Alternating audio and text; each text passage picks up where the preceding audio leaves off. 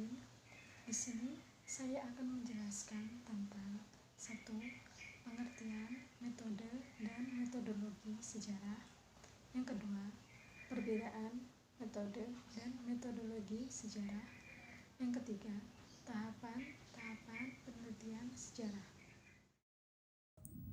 Baik, yang pertama saya akan menjelaskan tentang metode sejarah. Metode sejarah adalah metode penelitian dan penulisan sejarah dengan menggunakan cara, prosedur yang sistematis sesuai dengan asas-asas dan aturan ilmu sejarah. Metodologi sejarah. Metodologi sejarah adalah ilmu yang membahas tentang kerangka-kerangka pemikiran mengenai konsep, prosedur untuk menganalisis tentang prinsip-prinsip yang akan menuntun, mengarahkan dalam penyelidikan dan penyusunan suatu bidang ilmu. Yang kedua, saya akan menjelaskan tentang perbedaan metode dan metodologi.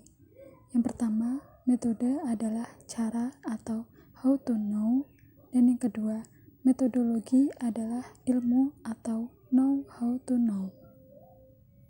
Tahapan-tahapan penelitian sejarah ada 4.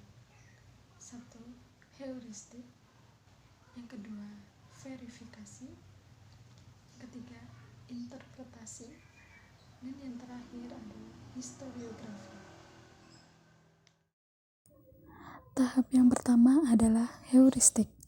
Heuristik adalah tahap untuk mencari, menemukan, dan mengumpulkan sumber-sumber sebagai data guna untuk mengetahui segala bentuk peristiwa atau kejadian di masa lampau yang relevan dengan topik atau judul penelitian. Jenis-jenis sumber sejarah berdasarkan sifatnya. Yang pertama adalah sumber primer, dan yang kedua adalah sumber sekunder. Sumber primer yaitu sumber sejarah yang didapatkan langsung dari pelaku sejarah yang terlibat.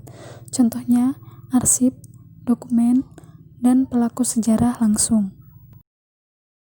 Sumber sekunder adalah sumber sejarah yang berisi informasi dan keterangan dari perantara tapi tidak memiliki hubungan langsung dengan peristiwa tertentu.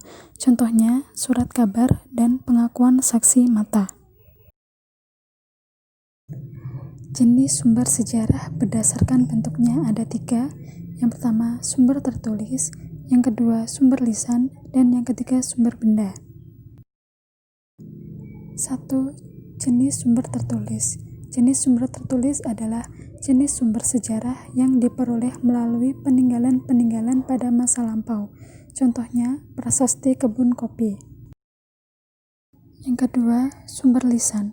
Sumber lisan yaitu jenis sumber sejarah yang berasal dari keterangan langsung dari para pelaku atau saksi mata dari peristiwa pada masa lampau. Contohnya, keterangan langsung dari anggota Likuin Veteran Republik Indonesia terkait sejarah serangan umum. Yang ketiga, sumber benda. Sumber benda yaitu jenis sumber sejarah yang diperoleh dari peninggalan benda-benda kebudayaan, disebut juga sebagai sumber korporal, yaitu benda-benda hasil peninggalan sejarah di masa lampau. Contohnya, Candi Tikus. Tahap penelitian sejarah yang kedua adalah verifikasi atau kritik sumber. Verifikasi yaitu penilaian terhadap sumber-sumber sejarah.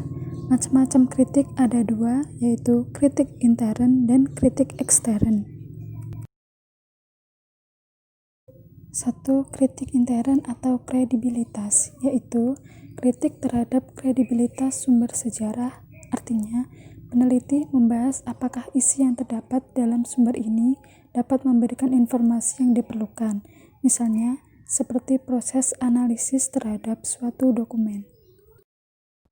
Yang kedua adalah kritik ekstern atau autentisitas, yaitu membahas apakah sumber itu asli atau palsu, sehingga peneliti harus mampu menguji tentang keakuratan dan keaslian dokumen sumber sejarah.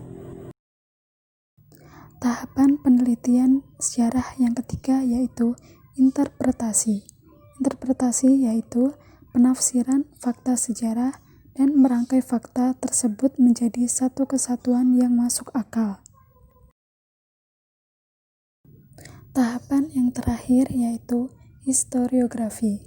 Historiografi yaitu penulisan sejarah merupakan upaya peneliti sejarah dalam melakukan rekonstruksi sumber-sumber yang telah ditemukan, diseleksi, dan dikritisi.